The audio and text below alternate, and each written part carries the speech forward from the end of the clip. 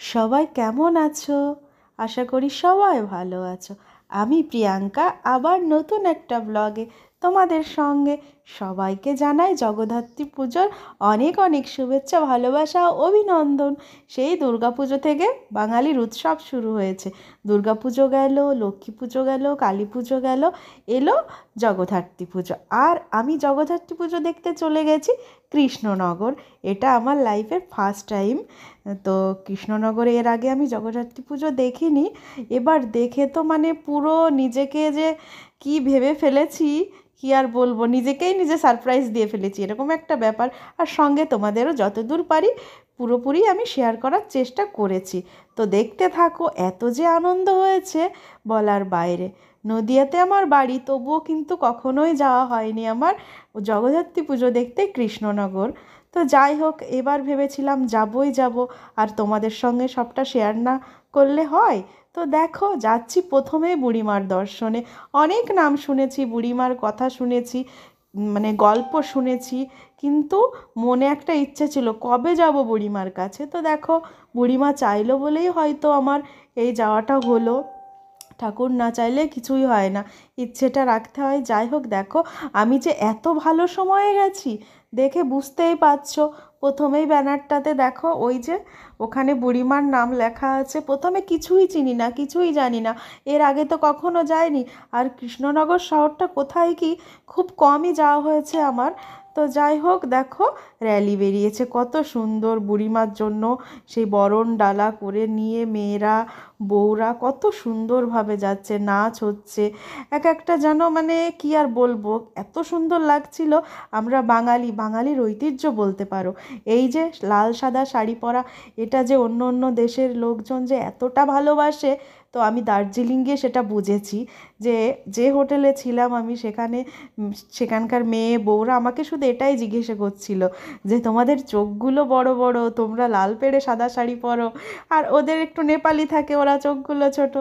যাই হোক, তো ওরা খুব প্রশংসা করছিল আমাদের এই মানে বড় চোখ আর লাল পেড়ে সাদা শাড়ি পরার। তো যাই হোক, দেখো এটা আমাদের ট্র্যাডিশনাল সাজ। এবার এক পায়ে দু পায়ে র্যালি দেখতে দেখতে আমি বুড়িমার ওই গেটটা পার করে বুড়িমার কাছে প্রায় যাচ্ছি। দেখো, আর উপরের এই সজ্জা আমার যে এত ভালো লেগেছে। দেখো, ফুল দিয়ে, লাইটিং দিয়ে, আলোকসজ্জা অসাধারণ। এটা খুবই সুন্দর। আর ভিড়ের মাঝে আমি খুব আনন্দ করতে করতেই যাচ্ছিলাম। আর রাস্তার দুধার দিয়ে এত সুন্দর যে দোকানপাট বসেছিল, সব কিছু মিলিয়ে একটা মনোরম দৃশ্য। না দেখলে সত্যিই বিশ্বাস করা যাবে না। যারা যাওনি তারা কিন্তু সামনের বার বলবো অবশ্যই যেও। এই যে দেখো, দুধার দিয়ে বুড়িমার ছবি। আমি না বুড়িমার ছবি আগে দেখেছি, প্রথমে এই ছবির দোকানটা আমি কিছুক্ষণ দাঁড়িয়েছিলাম, কারণ একটু ভিড় ছিল, ভাবছিলাম একটু লেট লেট করেই যাব, ভিড়টা চলে যাক। দেখলেই তো যে প্রথমে যাচ্ছিল, র্যালি যাচ্ছিল মাকে বরণ করার জন্য। ওই জন্য আমি একটু পরে পরেই যাচ্ছিলাম, যে ভিড়টা কমুক, দেখতে দেখতে যাব। আর দু সাইড দিয়ে দেখো, এই যে হাতের তৈরি কাঠের যে প্যাঁচাগুলো রং করা করা, এই ধরনের যেমন হস্তশিল্প মেলায় পাওয়া যায়, দেখো বিভিন্ন ধরনের জিনিস ছিল।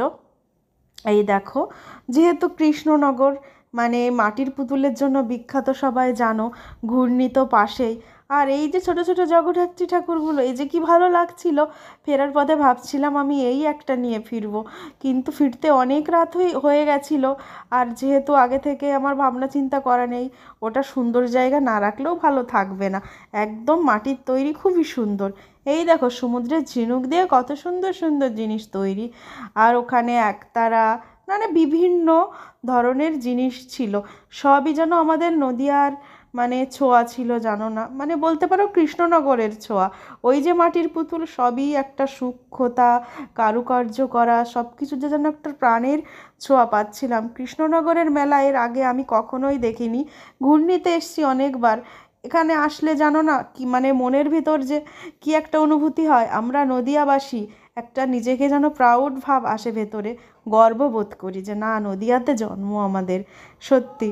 আর কি বলবো, নবদ্বীপের কথা তো জানোই সবাই। আমরা বাইরে কোথাও ঘুরতে গেলে যে প্রভু শ্রী চৈতন্যদেবের জন্মস্থান থেকে আসছি আমরা, সেই জন্য আমাদের একটা আলাদা নজরেই দেখা হয়। অনেক জায়গা ঘুরতে গেছি, এই জিনিসটা কিন্তু হয়েছে আমার সঙ্গে। তোমাদের কারোর সঙ্গে হলে অবশ্যই কমেন্ট করে জানিও। নদিয়া নাম শুনলেই সবাই আমাদেরকে একটা অন্য শ্রদ্ধার সঙ্গে দেখে, তো সেই শ্রদ্ধাটা তাদেরকেও ফিরিয়ে দিতে হয়, তাদেরকেও ভালোবাসতে হয়। যাই হোক, দেখো এক পায়ে দু পায়ে বুড়িমার কাছে পৌঁছে গেছি। এই যে মুখটা দর্শন করে আমি যে কী তৃপ্তি পেয়েছি সেটা তুমি বলে বোঝাতে পারছি না আমি।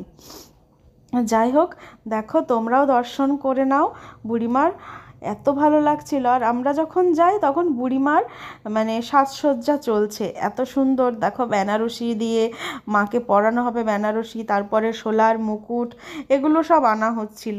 আর সামনে কত রকমের যে সাজসজ্জা ছিল, আমি তো ভিড় কাটিয়েও একদম বুড়িমার কাছে চলে গেছি, যেয়ে মন ভরে প্রণাম করছিলাম, ঘন্টা বাজিয়েছিলাম। অনেক ভিড়ই ছিল, দূর দূরান্ত থেকে কত যে ভক্তের সমাগম। আর এই দেখো বুড়িমার পূজার প্রস্তুতিতে বরণ ডালা সব কিছু এইভাবে রাখা হয়েছে, সাজানো হচ্ছিল সব কিছু। খুবই ভালো লাগছিল, মনে হচ্ছিল পুজোর সময় যদি থাকা যেত, কিন্তু প্রচণ্ড ভিড় হয়। আর এই যে দেখো সাইডে একটা বট গাছ আছে, ওই বট গাছটা নতুন কাপড়তে জড়ানো হয়েছিল, আর পাশে হচ্ছিল সাংস্কৃতিক অনুষ্ঠান। কি সুন্দর মেয়েরা নাচ করছিল, বাচ্চা বাচ্চা মেয়েরা, সেটাও কিন্তু দেখার মতো। সবই ঠাকুরের গান, খুবই সুন্দর সুন্দর গানে এখানে ডান্স হচ্ছিল, খুবই ভালো লাগছিল। কালচারাল প্রোগ্রামগুলো দেখতে সত্যিই ভালো লাগে, তাই না? তো সব কিছু মিলিয়ে মিশিয়ে পরিবেশটা অসাধারণ ছিল এক কথায়। ঘন্টা, প্রায় 1-1.5 ঘন্টা ছিলাম। বাড়ি আসতে না মন চাইছিল না, মনে হচ্ছিল আরও কিছুক্ষণ থেকে যাই, সত্যি। তো এখানেই অনেকক্ষণ ছিলাম, না হলে আর কটা ঠাকুর সত্যিই দেখা হতো। মেন উদ্দেশ্য ছিল আমি বুড়িমাকে দর্শন করব। তো আমার দর্শনটা সত্যি এত ভালো লাগবে, ফিলিংসটা তো না বলে বোঝানো যাবে না। তো বুড়িমাকে দেখে এসে সত্যি আমার মনটা ভরেই গেছে। সামনের বার আশা রাখছি যাব। তো তোমরা যারা যাওনি তারা কিন্তু অবশ্যই বলবো একবার কিন্তু যেও। দেখো একদমই কাছে, কৃষ্ণনগর গিয়ে একদমই কাছে, কোনো ভেতরেও না। যারা যাওনি তাদের যেতে কিন্তু খুবই সুবিধা হবে।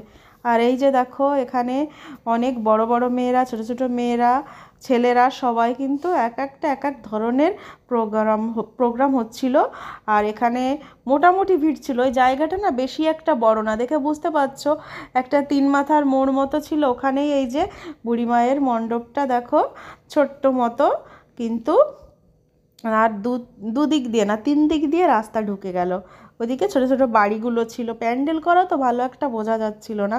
আর জি বাংলা থেকে শিল্পীরা এসেছিল, ওখানে নাচ হচ্ছিল, বারবার মাইকে বলছিল, সেটা আমি জাস্ট শুনলাম। আর এই যে ফেরার পথে আবার দেখো দাঁড়িয়ে গেছি, যত রাত হচ্ছিল ওখানে কিন্তু ভিড় হচ্ছিল, দেখে বুঝতে পারছো বুড়িমার সবে সাজানো পর্ব চলছে, সবে শাড়ি টাড়ি দিয়ে ওরকম। তবে এতটা ভিড় তখনই, তাহলে পুজোর সময় ও কটা দিন যে কী ভিড় হবে পা রাখা যাবে না, ওই জন্যই আমরা আগে আগে গেছিলাম। তো যাই হোক, মন তো ফিরে আসতে চায় না, তবু যে আসতে হবে, বাড়ি ফেরার তাড়া। যাই হোক, এবার বুড়িমার যতই মনটা না ভরুক, ভাবছি একটা ছবি না নিয়ে এলে হয়। দেখবো বুড়িমাকে, দেখবো বারবার, দিনে অন্তত স্মরণ করব মাকে। তো ছবি তো আমি নেবই, যাওয়ার পথেই ভেবেছি। তো ফেরার পথে এই দোকানে গেলাম, গিয়ে ওই ভাইটাকে বলছিলাম যে ছবি দেখাও। তো ওরকম সবই ছিল, তোমাদের দাদাভাইকে জিজ্ঞেস করছিলাম কোন ছবিটা নেব, বলো কোন ছবিটা নেব। তো 2-3টে ছবি দেখার পর দেখো আমি ওই বড় মুখওয়ালা, মুখটাই বেশি বড়, ওরকম ছবিটাই, মায়ের মুখটা দেখো হাইলাইট করা বেশি, ওই ছবিটাই আমি নিয়েছিলাম। আমার খুব ভালো লেগেছিল। তো এই যে এইটার বড় সাইজটা আমি নিয়েছিলাম। তো 2 রকমের ছবি ছিল এখানে, ফুল মায়ের পুরো একটা ছবি আর শুধু মুখটার ছবি ছিল। তো আমি মায়ের মুখটার ছবি নিয়েছিলাম। তারপরে যাই হোক, এই দেখো মেন গেটটা, তখন ভিড় জমে উঠেছে, সন্ধে সন্ধে সবে শুরু, আর ভিড়টাও জমছে। বুড়িমাকে দর্শন করে তোমাদের কেমন লাগলো অবশ্যই কমেন্ট করে জানিও। আবার নেক্সট একটা ব্লগ আসছে খুব তাড়াতাড়ি।